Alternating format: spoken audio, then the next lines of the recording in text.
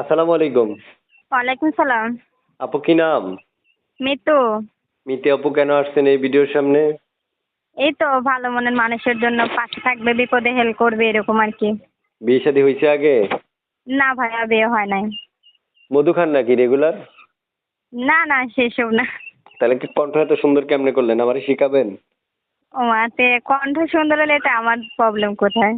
দেখি আল্লাহ বানাইছে না? হুম। ছবি যেটা দিচ্ছেন এটা কার? এটা আমার ছবি। মাশাআল্লাহ, মুখে লাগে ফেরা লাভলি লাগান নাকি? না, এসব ইউজ করি না ভাই। ন্যাচারাল।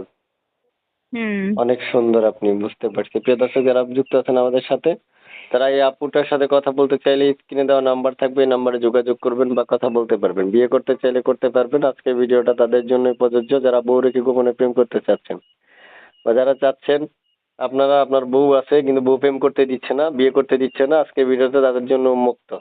তবে আমি আপনাদেরকে ভালোর ক্ষেত্রে বলবো যে বউ থাকলে বিয়ে করার কোনো মানেই আসে না। তারপরও বউ যদি আপনাদেরকে, বুঝেন তো, তার যদি হুম। ইচ্ছে করে তাহলে আপনি কল দিতে পারবেন, সমস্যা নাই।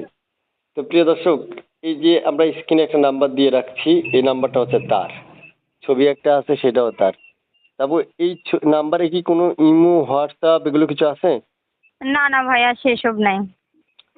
আচ্ছা আচ্ছা, তো যোগাযোগ করবে কিভাবে? নাম্বারে কলে ডাইরেক্ট? হ্যাঁ, এটাই।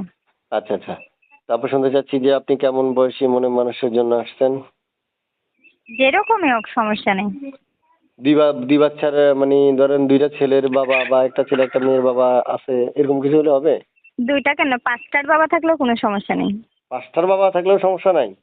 না না। ও আচ্ছা আচ্ছা। তো প্রিয় দর্শকদের উদ্দেশ্যে শুনতে চাচ্ছি আপু, এই যে আপনি যে কল দিলেন আমাকে, যে নাম্বারটা, এই নাম্বারটা আমি স্ক্রিনে দিয়ে দিচ্ছি আপনার সম্মতি অনুযায়ী। এবং দর্শক যদি আপনাকে কল দেয়, একটা কলও কেটে দেওয়া যাবে না, ঠিক আছে? আচ্ছা, ঠিক আছে। আচ্ছা আচ্ছা। তারপর শুনতে হুম। চাচ্ছি আপনার মুখে, আপনাকে যদি কেউ অপেক্ষা করতে বলে করবেন? হ্যাঁ। আপু কি কথা বলতে নার্ভাস না ভয় পাচ্ছেন? না না, ভয় পাবো কেন? না, একটা হাসি দেন তো আপু।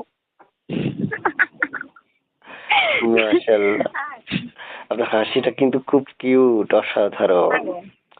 প্রিয় দর্শক যারা যুক্ত আছেন তারা অবশ্যই এই হাসি শুনে ফিদা হয়ে গেছেন, আমি জানি। ফিদা ও হওয়ার কোনো তাই? কাজ নাই। আপনারা এক্ষুনি ফোন করেন। এরকম রোজ কিউট কিউট হাসি শুনতে চাইলে ওনাকে কল করতে পারবেন, উনি বিনা টাকায় বিনামূল্যে আপনাদেরকে হাসি শোনাবে।